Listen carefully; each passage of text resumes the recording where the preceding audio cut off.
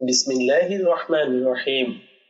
ইন্নাল হামদুলিল্লাহ আসসালাতু ওয়াসসালামু আলা রাসূলিল্লাহ ওয়া আলা আলিহি ওয়া আসহাবিহি আজমাইন। আসসালামু আলাইকুম ওয়া রাহমাতুল্লাহি ওয়া বারাকাতুহু। আমাদের সবারই আল্লাহর মুখাপেক্ষী হওয়া এবং তার নৈকট্য লাভ করা ব্যতীত দুনিয়ায় উন্নতি ও পরকালের মুক্তি কোনোভাবেই সম্ভব নয়। বিধায় আমাদেরকে দোয়া করার মাধ্যমে তার সঠিক ইবাদত করতে হবে। এই দোয়াকে আল্লাহ তাআলা সাহায্য লাভের মাধ্যম বানিয়েছেন।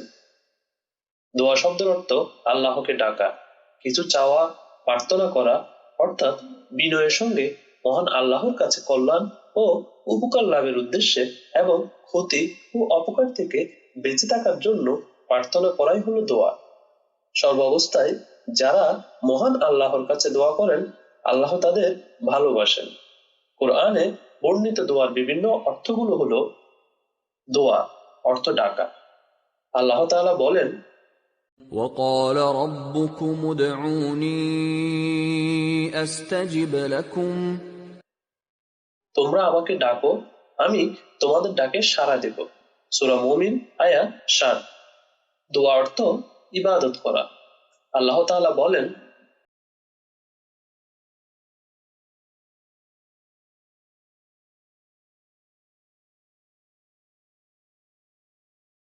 আল্লাহ ছাড়া অন্য কাউকে ডাকবেন না, যা আপনার উপকারও করে না, অপকারও করে না। সূরা ইউনূস আয়াত নং 106। দোয়া অর্থ কথা। আল্লাহ তাআলা বলেন,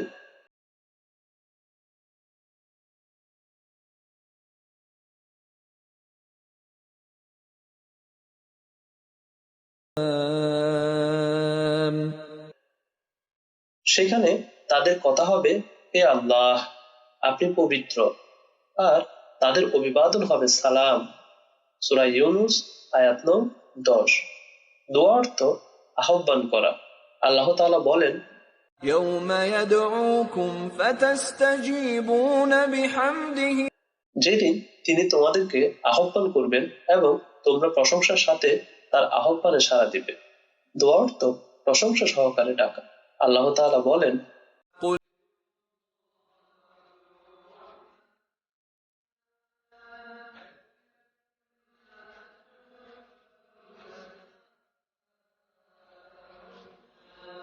বলুন, তোমরা আল্লাহ নামে আহ্বান করো অথবা রহমান নামে আহ্বান করো, তোমরা যে নামে আহ্বান করো সকল সুন্দর নাম তারই।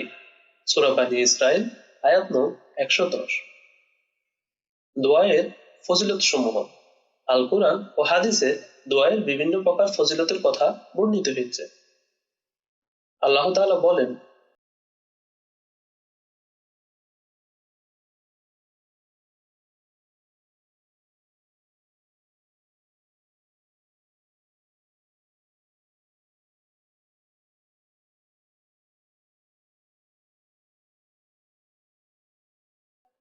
আর তোমাদের রব বলেছেন, তোমরা আমাকে ডাকো, আমি তোমাদের ডাকে সাড়া দেব।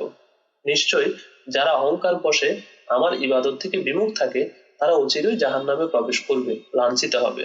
সূরা মুমিন আয়াত 7। অন্যত্র বলেছেন,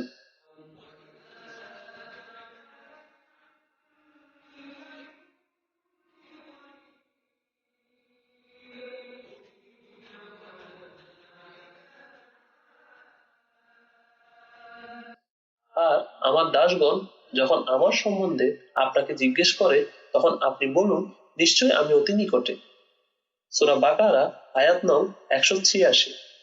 নুমান ইবনে বাশির রাদিয়াল্লাহু তাআলা আনহু থেকে বর্ণিত, রাসূল সাল্লাল্লাহু আলাইহি সাল্লাম বলেন, দোয়া হচ্ছে ইবাদত। সালমান আল ফারসি রাদিয়াল্লাহু আনহু হতে বর্ণিত, রাসূল সাল্লাল্লাহু আলাইহি সাল্লাম বলেন, আল্লাহ তাআলা অত্যাধিক লজ্জাশীল ও দাতা। যখন কোনো বান্দা তার কাছে দুই হাত তুলে প্রার্থনা করে, তখন তিনি তাকে শূন্য হাতে বা তাকে নিরাশ করে ফিরিয়ে দিতে লজ্জাবোধ করেন। দোয়া অন্যান্য ইবাদতের মতো একটি ইবাদত, যা আল্লাহর জন্য নির্দিষ্ট। তাই আল্লাহ ছাড়া অন্যের নিকট দোয়া ও প্রার্থনা করলে বা কিছু চাইলে অথবা গায়রুল্লাহকে ডাকলে তা অবশ্যই শিরক হয়। তাই যাবতীয় দোয়া ও প্রার্থনা কেবল আল্লাহর নিকট করতে হয় এবং যত কিছুই চাওয়া কেবল তারই নিকট চাইতে হয়। সর্বপ্রকার সর্বভাষায় এবং একই সময়ে অসংখ্য ডাক কেবল তিনি শুনতে ও বুঝতে পারেন এবং সর্বপ্রকার দান কেবল তিনিই করতে পারেন। মুসলমান হিসেবে আমরা কম বেশি সবাই দোয়া করি, এটা অনেকটা স্বভাবজাত বিষয়। তবে দোয়া করার সময় বেশ কয়েকটি বিষয়ের প্রতি গভীরভাবে খেয়াল রাখা দরকার। আলেমরা এগুলোকে দোয়া কবুলের শর্ত ও আদব বলে অভিহিত করেছেন। দোয়া কবুল হওয়ার জন্য কিছু শর্ত রয়েছে যা মেনে চলা আবশ্যক। শর্তগুলো হলো দোয়াকারীর পানাহার, পোশাক পরিচ্ছদ ও বাসস্থান হালাল হওয়া। নবী করিম সাল্লাল্লাহু আলাইহি ওয়াসাল্লাম বলেছেন, কোন ব্যক্তি দূর দূরান্ত পর্যন্ত দীর্ঘ সফর করার কারণে সে ধূলি দূষরিত এলোকেশতারি হয়ে পড়ে, অতঃপর সে আসমানের দিকে দুহাত তুলে বলতে থাকে, হে আমার রব, হে আমার রব, অথচ তার খাদ্য হারাম, পানীয় হারাম, পোশাক পরিচ্ছদ হারাম এবং খাদ্যও হারাম। অতএব তার দোয়া কিরূপ কবুল হবে? দোয়া কবুলের ক্ষেত্রে তাড়াহুড়া না করা। আবু হুরায়রা রাদিয়াল্লাহু তাআলা আনহু থেকে বর্ণিত, নবী সাল্লাল্লাহু আলাইহি ওয়াসাল্লাম বলেছেন, তোমাদের কারো দোয়া তখনই কবুল হয় যখন সে তাড়াহুড়া না করে আর এই কথা না বলে যে আমি দোয়া করলাম কিন্তু আমার দোয়া কবুল হলো না। দোয়াতে হারাম কিছু না চাওয়া। উবাদা ইবনে সামিত রাদিয়াল্লাহু তাআলা আনহু থেকে বর্ণিত, রাসূল সাল্লাল্লাহু আলাইহি ওয়াসাল্লাম বলেন, কোন মুসলিম যখন কোন দোয়া করে তখন আল্লাহ তাআলা তাকে হয়তো তার কাঙ্ক্ষিত বস্তুটি দান করেন অথবা তার থেকে অনুরূপ অনিষ্টতা দূর করে দেন। যদি না সে কোনো গুনাহের জন্য অথবা আত্মীয়তার সম্পর্ক ছিন্ন করার দোয়া করে। সৎ কাজের আদেশ ও অসৎ কাজের নিষেধ বিদ্যমান রাখা। দোয়া কবুল হওয়ার জন্য এও শর্ত যে সৎ কাজের আদেশ ও অসৎ কাজ হতে নিষেধ বিদ্যমান থাকা। কেননা ব্যাপকভাবে এই আমল বন্ধ হয়ে গেলে দোয়া কবুল হওয়ার প্রতিশ্রুতি বলবৎ থাকে না। নবী করিম সাল্লাল্লাহু আলাইহি ওয়াসাল্লাম বলেন, সেই সত্তার শপথ যার হাতে আমার প্রাণ, নিশ্চয়ই তোমরা সৎ কাজের আদেশ করবে এবং অসৎ কাজের প্রতিরোধ করবে, তা না হলে আল্লাহ তাআলা শীঘ্রই তোমাদের উপর তার শাস্তি অবতীর্ণ করবেন। তোমরা তখন তার নিকট দোয়া করলেও তিনি তোমাদের সেই দোয়া কবুল করবেন না।